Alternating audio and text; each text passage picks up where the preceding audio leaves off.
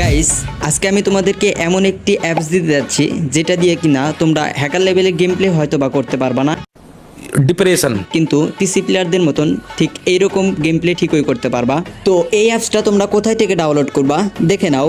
Simply এই ভিডিওটা তোমরা যদি টিকটক থেকে দেখে থাকো তাহলে তোমরা সরাসরি আমার টিকটকের বায়োতে চলে যাবা, ওইখানে দেখতে পাবা আমার ওয়েবসাইটের লিঙ্ক দেওয়া আছে। তো ফার্স্টে তোমরা এই লিঙ্কটাকে কপি করে নিয়ে তোমাদের যে কোনো একটা ব্রাউজারে সার্চ দিয়ে দিবা।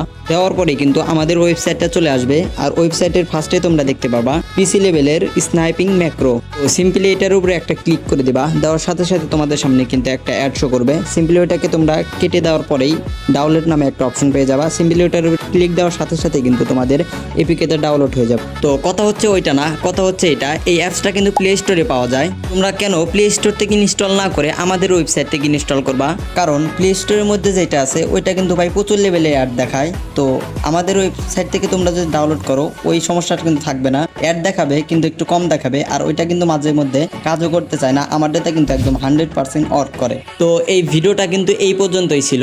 তোমাদের যদি এই ভিডিওটা ভালো লাগে তোমরা এই ভিডিওতে কিন্তু একটা লাইক করতে ভুলবা না।